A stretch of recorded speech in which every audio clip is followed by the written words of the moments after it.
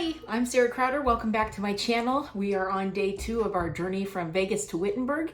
And today I'm a little sweaty because I just did some heavy lifting for my research. But first, I started the day with, finally got 2 miles. I'm going to try to do 2 miles every day. And while I was walking, I was listening to Speechify and listening to Richard Hooker, and that was good. I finished that article that we're going to be discussing at the Wittenberg Center, and it was very interesting. Richard Hooker likes to talk about the bowels of God, and I think I had read something else about the bowels of God, so I'm going to have to do some more investigating about the bowels of God. But he was talking about justification and salvation. It was a really interesting sermon, so I finished that on my walk today and played some Pokemon.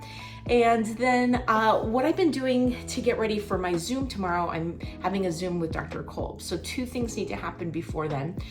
Number 1, I want to rewatch our last Zoom so I can have fresh what we talked about last time, and then have some questions that just to kind of help me focus our conversation. And I think I'm going to be asking about this new habit that I have found. And then another thing that I just need to actually do is physically gather my books together. I am going to St. Louis next week to visit my mother-in-law with my son. We're going to travel to St. Louis. And so I need to take some books back to the library. I'm also going to reserve some books. And so I just was like, I need to gather everything up. I had some books in my bedroom. I had some books in the kitchen. I had some books in the corner. I had some books in my library. When I first finished my master's, I bought this little piece of furniture and I painted it blue and I said, this is my library. And it's kind of hilarious to think that that would suffice. Books seem to be kind of piling everywhere. So I just went through and pulled everything that was specifically like early modern history, Tudor history, Martin Luther, Thomas Cranmer, catechism. I have a lot of things I'd like to do, and something I'd like to do is write an article for 1517 about Fraktur. And so I had gotten these books from the seminary, so I got those gathered together to kind of talk about the development of Fraktur, that German writing that was developed after the printing press. And so I think I'd like to research that just for a little bit of fun.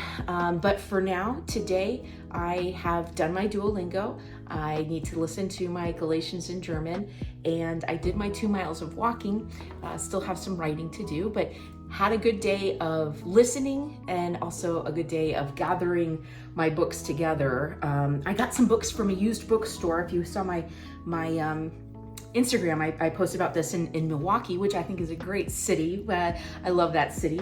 And when we went to this used bookstore, I found some books. And so Kittleston, Luther, the Reformer, and the Story of the Man and His Career. I know he's a really important author, and it looked like a nice, kind of Luther book. So I picked this up, and that was a good deal.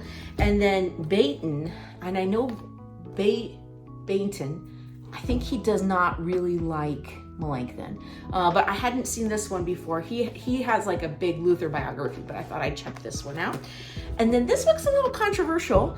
This is Erik Erikson, Young Man Luther. And what I've learned about this book, and I haven't read it yet, is the idea of when we're mixing fields. And so this is a psychologist psychoanalyzing Luther. And so there's been a lot of talk about if that's appropriate or, his conclusions. It's an interesting kind of look. I know that Dr. Kolb talks about it a lot and the importance of identity. I think that Dr. Kolb has probably a better take on the history of Luther, but Erik Erikson's book pops up all the time in articles. So I thought, I had never seen it in a bookstore, so I picked it up. So anyway, looking forward to my big day of Zoom with Dr. Kolb tomorrow and getting my presentation ready to kind of share with him my outline and see what he thinks. So we'll see you tomorrow.